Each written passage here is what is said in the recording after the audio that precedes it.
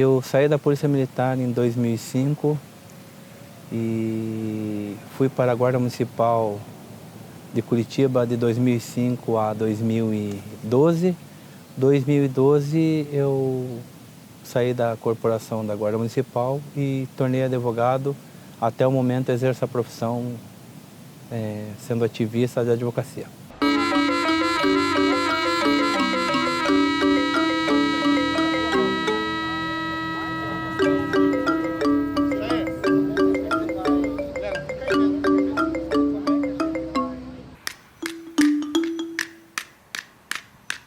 Bom, meu nome é Ivan Luiz Camargo dos Santos, tenho 30 anos de idade, entrei na Polícia Militar com 22 anos, sou natural de Paranaguá e entrei na polícia aqui, dentro do Palácio do Governo, fiz escola dentro do Palácio do Governo. No dia 10 de dezembro de 1998, às 15 horas da tarde, no Fórum Criminal de Curitiba, nós trabalhávamos numa equipe de um sargento-comandante e aproximadamente 10 policiais. E o sargento que era comandante do destacamento, que fazia efetivo no Fórum Criminal, numa conversa entre amigos, falou que se fosse comandante-geral da Polícia Militar, não aceitaria preto na polícia, preto para ele somente o coturno dele. Eu fiz todo o trâmite legal internamente, houve uma sanção para ele, e aí eu fui para a justiça, né, criminal, ou seja, na justiça comum. O caso do Camargo, o soldado Camargo, hoje doutor Camargo, né, advogado, colega nosso, é um caso emblemático, né? Foi um divisor de águas, não só na minha advocacia, né, como na advocacia do direito criminal, né, no Paraná. É um divisor de águas no próprio movimento negro. Eu já tinha acompanhado algo na imprensa do caso, né? Na época acho que o José Maurino, que era representante da CNAP, estava acompanhando o caso e depois, na sequência, eu acabei conhecendo ele e a partir daí, então, eu assumi a luta dele, que na verdade, naquele momento, me causou muita indignação. A gente vivia num momento no governo do estado do Paraná, onde existia uma certa... não sei se a palavra é essa, mas uma certa truculência da polícia militar em relação aos movimentos sociais. E como eu sou do movimento social, então naquele momento a gente tinha muito medo da polícia em função do que estava acontecendo no estado. E aí quando eu conheci o Camargo, ele já imediatamente falou do que estava acontecendo com ele, eu já o conhecia, e aquilo me causou indignação, então eu imediatamente já falei para ele que o que eu pudesse fazer para ajudá-lo, eu faria. Eu me recordo que nós fizemos uma reunião no escritório, nesse mesmo escritório. Meus pais ainda eram vivos na época. E foi uma reunião assim muito interessante. Por quê? Porque tinha muitas pessoas da militância, né? O escritório é pequeno, já deviam ter quase 20 pessoas aqui dentro. E o Camargo veio muito angustiado, muito assim apreensivo, porque precisava contar a história dele. E, paralelo a contar a história, ele precisava que alguém acreditasse na história dele. E é interessante porque, independente de qualquer coisa, a questão da hierarquia dentro da polícia militar é muito forte. Então, ele é um soldado, né? Foi vítima de racismo por um superior dele. A indignação acho que foi a primeira coisa. Então, quando ele chegou aqui, ele se mostrou indignado, eu disse assim, de cara, eu digo, olha, só a indignação dele, quando ele relata o fato, para mim já é um termômetro de que algo aconteceu e vai acontecer mais coisa ainda. Ele narrava isso, a gente foi anotando, houve uma gravação até, né, dos fatos, mas mais do que nunca nós precisávamos ter um convencimento de que aquilo era um crime, um delito, mas mais do que nunca precisávamos também ter a certeza de que de vítima ele não passasse a ser réu. Porque a corporação da Polícia Militar tem um código de ética, tem um código de conduta e não admite que, né, um inferior, né, comprometa ou denuncie algum abuso de um superior. Então ele, no caso soldado, o agente racista foi um sargento. Então quando ele nos narrou isso e veio a indignação, e aí nós abraçamos a causa, eu disse, não, eu acho que é fundamental a gente tomar todas as medidas, né, para poder fazer com que esse processo siga em frente. O que aconteceu na polícia? Eu denunciei um crime de racismo. Como que seu chefe xingou você? Ele falou que se fosse comandante da polícia militar, não aceitava preto na polícia e preto para ele era só o coturno dele. Mas você vai processar ele por causa que ele te chama de negro? Já processei e já ganhei. Ele perdeu o cargo dele? Não, continuo trabalhando normal. Mas o racismo não pega a cadeia já direto, se eu sei lá já falar. Quantos filhos você ano tem? ou 2 anos, Mas pelo agora menos. mudou, né? Deveria pegar, mas o que está no papel nem sempre é cumprido, né? Polícia Você militar. gosta de ser negro? Sim, Tem também. orgulho da sua raça, né? Eu sim, também. defendo bastante o problema dos Eu negros. também gosto dele. Isso é muito bom. Eu também sou preto. O momento mais doloroso foi quando eu perdi a minha irmã logo no início do processo. Posterior a isso foi a questão do afastamento dos meus filhos. Claro que o processo não foi o contundente para o afastamento, mas foi uma das questões que também pesou para mim naquele momento. Logo após, no período quando eu saí da polícia, também perdi o meu irmão. Agora, no período da advocacia, em 2014, também minha mãe faleceu. Eu acho que esses foram os momentos mais fortes, assim, do ponto de vista pessoal. Como a minha família, sou natural de Paranaguá, os meus pais moram lá, eu moro com a minha mãe e o meu irmão. Nesse período de 5 anos foi minha mãe que esteve mais próxima, meu pai é separado da minha mãe. Então ele teve bem pouco contato comigo. Mas quando as pessoas começaram a ir na minha casa lá e dizer é aqui que mora o soldado negro que denunciou o racismo, aí ela viu o quanto que o papel do filho dela era importante para a causa e começou a ver o racismo da forma que ele é. Quando o caso Camargo chega nas bases do tribunal, nas audiências, a gente percebia claramente que existia aí, né, toda uma dúvida, né, de se efetivamente aquilo tinha sido um delito, se o sargento, né, poderia ter sido punido, etc, etc. A militância abraçou, né, eu particularmente abracei a causa, fui advogado dele na área criminal. Ele foi condenado, né, o agente lá foi condenado. E para nós foi muito importante, não só pessoalmente, porque o Camargo ele encarou de cabeça erguida, né, a situação. E aí, quando teve a primeira audiência, não me lembro se foi a primeira audiência, mas quando teve a audiência do caso, eu estava lá. E me lembro, assim, muito que nós chegamos em algumas pessoas negras, e o sargento, que era o sargento Honório, ele estava sentadinho no canto, bastante constrangido. E aí a gente, né, então teve audiência e a gente entendeu naquele momento como algo bastante positivo para o movimento negro. E então isso fez a gente perceber a diferença que isso estava causando no Estado. Por quê? Pela coragem, primeiro, de ter procurado para fazer a denúncia e segundo, por não ter desistido e ter tocado adiante o caso e de ter procurado apoio dos movimentos, né, do movimento negro em especial. Meu pai, para mim, ele é um exemplo de vida formidável pela educação. Sempre me disse que qualquer situação de violência gera violência. E isso foi importante para mim durante a questão do processo. Se manter equilibrado, sereno, sem cólera, né? E logo quando após terminou todo o processo, eu perdoei o sargento, perdoei as situações dos fatos que aconteceram durante todo o processo. Não só do ponto de vista institucional, mas até mesmo do ponto de vista da questão jurídica. Então eu acho que se manter equilibrado, sereno e ser adepto da não violência foi extremamente importante para o sucesso meu do processo. Bom, essa aqui é a minha mãe, a dona Sônia. Eu acho que a pessoa depois de Deus que mais tem acompanhado a minha luta e a vida, eu acho que é a mulher que mais me conhece realmente em toda essa jornada de vida, eu acredito. Até hoje o pai dele não entende como que ele poderia crescer e fazer uma revolução tão grande.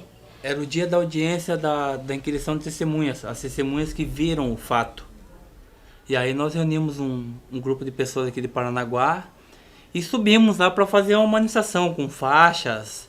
E aí as pessoas paravam na boca dita e perguntavam, quem que é esse soldado? Aí falaram pro meu pai que, não, olha, realmente, se tivéssemos pessoas como ele, muita coisa... E aí o meu pai, ele não admite, mas ele viu a importância da causa em si só. No sábado eu sempre compro o Estado do Paraná, E na matéria do editorial estava lá, meia página, racismo na PM. Eu acho importante que ele entenda que, enquanto ele, ser humano, ele é bem mais negro que eu, né? Que ele entenda que por mais que isso cause um dano, não compense, é por causa dele também que eu estou lutando, por período de violência que ele sofreu na sua infância. Vamos voltar, ele tem 55 anos de idade. Imagine quando ele tinha 30 anos ou quando ele tinha 18. Se ele disse para minha mãe que aguentou tanta coisa para criar os filhos. Bom, esse aqui é o meu pai, Luiz Carlos, tem acompanhado a luta aí como pai. Um exemplo de vida para mim a ser seguido. Eu acho que eu nunca falei isso para ele, mas meu pai é um exemplo que eu sigo aí. Uma boa formação pessoal que ele me deu.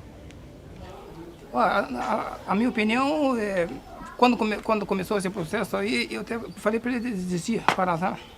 Não, lembra? A gente falou lá, falei, não, certo separar porque uma andorinha só não faz verão, né? Então, que nem ele praticamente luta. Tem muitos colegas dele aqui em Paranaguá mesmo, ele só vê por televisão, mas ninguém luta. Eu, no meu caso, se fosse eu no lugar dele, eu tinha desistido. Né? Porque é uma batalha, ainda mais contra uma instituição que nem a Polícia Militar, né? A gente é muito difícil, né, como pai, né? Porque isso abalou a família toda, né? Porque a gente não tem tranquilidade, eu não tenho tranquilidade, né?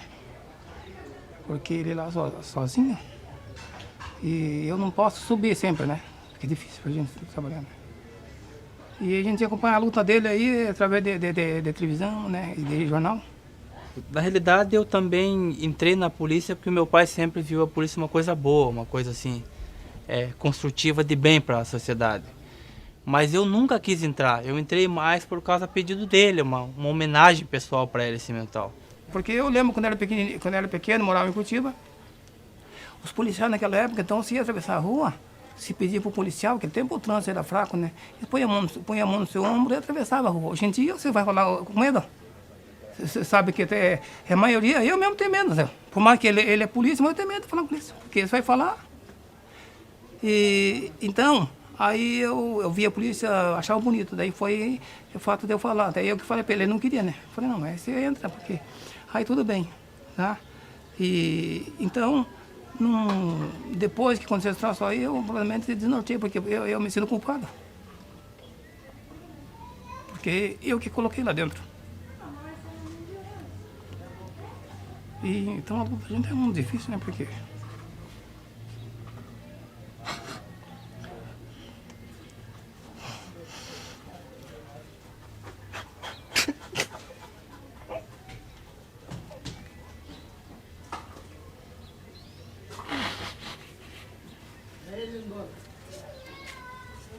A época, o governo da época lá também entendeu, né, e tentou tirá-lo, né, do foco, mas mesmo assim, internamente, ele era visto na corporação como uma pessoa que tinha se insubordinado. Então, uma militância assumiu isso, eu acho que isso foi decisivo também, depois para ele sair, fazer carreira e estudar, né. E é um exemplo, né, é um exemplo, para todos nós é um exemplo. Eu acho que a conduta dele, a perseverança dele, para nós é um exemplo. Poucos casos no Brasil, né, foi, digamos assim, de tanta repercussão e com tanta, digamos assim, influência, né, dentro do movimento. Eu acho que é exemplar isso. E fica para a história, né? Fica para a história. E aí, muitas vezes, pude perceber também na pessoa do Camargo, naquele momento, muita solidão. Parecia uma luta só, que era só dele.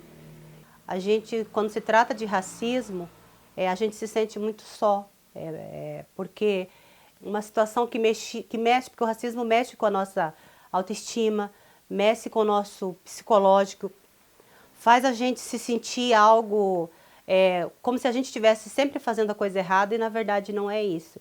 E na verdade ele não estava nada mais além do que lutando por um direito que era dele. Para ele isso é difícil mesmo. Se ele falou agora aí que não fala porque sabe as crises. E quando eu falo em crise, eu lembro de umas 2 ou 3 situações que eu estava em Curitiba aí. E crises mesmo. De isso. E aí, desisto ou não desisto? E agora meu pai não tá aqui. Porque de quando você faz qualquer coisa, por mais que você tenha filhos, mas família, pai e mãe. Todo mundo, tá linha de frente, tá lá pai e mãe. Independente se você é criminoso ou não, pai e mãe. E aí ele não tava. Os poucos momentos que tava, eu também não passava essa insegurança no sentido que eu tava com medo. Inseguro. Quer dizer, não podia passar para ele, que também não podia passar de uma certa forma para mim. E também tinha a esperança de um grupo de pessoas, quer dizer, os momentos de solidão no sentido, e aí? Como é que eu faço agora? Ao mesmo tempo eu sei que pessoas dependem do meu papel enquanto ser humano. A exposição na mídia foi muito grande, né? Então eu me lembro que a gente fez aí várias entrevistas, né, nas maiores redes, e é interessante porque nós estamos falando de um fato ocorrido há 20 anos atrás. E aí você não tem, digamos assim, a celeridade que se tem hoje com as redes sociais, né? Hoje em dia você tem todas as mídias sociais, você faz um vídeo, você coloca, daqui a pouco todo mundo, né? E à época não tínhamos isso.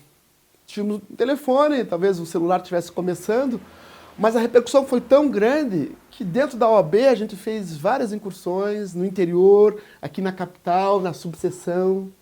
Então eu vou para a faculdade no interior, eu leciono em Guarapuava quase 7 anos, exatamente com esse objetivo, de discutir, entender a temática, me aprofundar nisso e poder também transmitir para os alunos, e aí paralelo a isso, a gente também fazer um trabalho junto com a advocacia. Daí a gente começa a construir, né, uma militância de advogados que diz, não, peraí, isso não é... Isso está dentro da nossa realidade, né? A legislação precisa mudar. Não podemos, né? E aí a construção disso junto à jurisprudência, junto aos tribunais, né? Depois disso a gente fez uma série de conversas no Ministério Público, na OAB, né? Na Escola de Formação dos Magistrados, a gente fez uma palestra lá, né? Porque eles queriam saber também, é interessante isso. Os espaços acadêmicos ainda precisam se apropriar disso, as universidades precisam levar esse debate para a sala de aula, porque nós, enquanto movimento negros, e sendo a maioria da população brasileira no estado, no mundo, no Brasil, a gente precisa apresentar leis para nos proteger. E o direito ele traz isso, ele traz essa possibilidade. Então nós negros estamos poucos representados nesse espaço do judiciário. A capacidade de poder ajudar as pessoas mais humildes, as pessoas mais carentes, de que seja promovido o conceito e o ideal de justiça, foi extremamente importante. E o processo foi a mola propulsora para desencadear essa aptidão, essa vontade e essa veemência, talvez até de saber que é possível fazer de todo um processo que foi extremamente delicado, se tornar uma pessoa que possa ajudar hoje como advogado.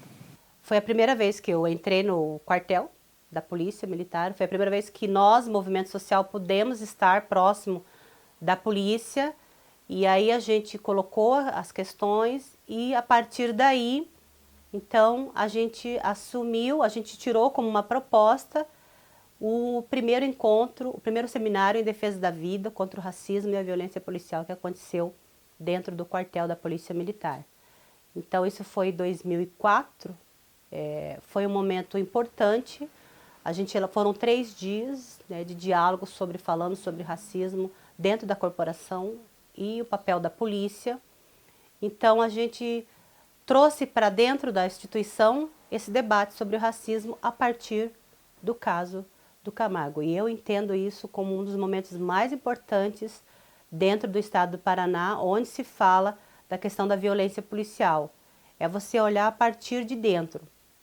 Porque nós estamos aqui fora, a gente sabe como as coisas acontecem, mas a gente não sabe como elas acontecem lá dentro. Os avanços que aconteceram a partir disso, primeiro eu lembro muito que o Camargo chegava às vezes muito triste, e ele sempre falava que ele ia fazer direito, ele sempre dizia, eu vou estudar e eu vou ser um advogado porque eu quero defender a luta de combate ao racismo, né, de uma forma com mais conhecimento. Então, hoje, depois de 20 anos, saber que o Camargo hoje é um advogado, ele, né, cursou direito, ele se formou, ele tirou a OAB e ele está na luta, defendendo a questão racial. Então isso é uma transformação, da dor ele transformou em luta. Então isso é resistência, isso é luta, porque se nós estamos aqui hoje como negros, tendo a possibilidade de estar cursando direito, estar numa faculdade, numa universidade, é porque nós tivemos nossos ancestrais que lutaram para que nós pudéssemos estar aqui hoje. A história do Camargo, ela é uma história de resistência. Para nós negros é um exemplo para que nós possamos seguir. O André, ele, como profissional, é um exemplo, né? 30 anos ele completa de advocacia, nunca me cobrou nada do processo, sempre foi meu amigo, às vezes que precisei dele, como profissional e como amigo. Então ele, para mim, é um referencial. Diria que talvez a maior referência de advogado negro que esse estado do Paraná tem. E a Santa, para descrever as palavras da importância dela no meu processo e nessa caminhada como mulher e negra no combate ao racismo, fica até difícil de elaborar as posturas, os questionamentos, a fala. Mas ela é o maior exemplo de mulher negra e ativista, minha amiga, e sempre esteve nos momentos que eu mais precisei junto na caminhada do processo.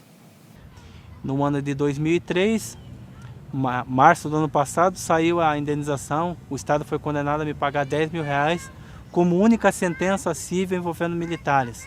Mas não era o objetivo da ação, e sim o crime, né, que interessava. E aí, em outubro de 2003, a juíza da 11ª Vara Criminal de Curitiba deu uma sentença de 1 ano e 6 meses de serviço comunitário para ele prestar para a sociedade como pena, e é o único fato de racismo que envolve militares no país. Não tira mais o nome do soldado negro que no dia tal, do mês de dezembro tal, afrontou um sistema que anos e anos vem violentando. Isso ninguém mais tira da história da polícia. O que é o soldado Camargo, o advogado Camargo para você? Olha, até pergunta difícil, né? Pergunta difícil. Mas eu não tenho dúvida que ele é um exemplo. É um exemplo profissional. É um exemplo. É um exemplo de conduta, um exemplo de dignidade, um exemplo de conduta ética, né? Se nós tivéssemos aí na advocacia, talvez mais uns 10 soldado Camargo, né? Doutor Camargo, acho que a advocacia estaria muito melhor. Acho que uma coisa que eu aprendi com ele, e é interessante, e isso eu aprendi mesmo, eu nunca falei isso para ele, mas enfim, agora fica registrado e acho que é importante. E a tenacidade dele e o fato de ele nunca baixar a cabeça, para nós é um orgulho. Entendeu? Eu acho que isso é... E poucas vezes você vê pessoas assim com essa tenacidade. Eu acho que isso é importante, né? Por isso que eu sempre digo para ele, olha, onde você estiver, você tem que ter orgulho dessa tua atuação. Uma inspiração. O Camargo hoje, para mim, é uma pessoa que inspira, me inspira na luta, me inspira no direitos humanos, me inspira, né, dentro da polícia militar, para que eu possa estar lá, que eu possa ter coragem de estar lá. E como mulher negra nessa sociedade, eu acho que ele é um exemplo. Para mim, ele é um exemplo de transformação, né, na luta, no combate ao racismo. E parabéns para ele, porque, né, não é fácil. Faço ideia do que deve ter passado. A gente sabe só um pouquinho, né? Mas, com certeza, eu acho que é um exemplo. É um exemplo de profissional, um exemplo hoje de advogado. E estamos aí hoje colegas, né? Acho que isso que é importante. A coragem de lutar, a coragem de defender, a coragem de combater requer uma esperança de luta todos os dias. Talvez o mais difícil para se combater o racismo seja isso. É entender que a nossa luta ela passa por 4 séculos de escravidão e 130 anos de abolição da escravatura.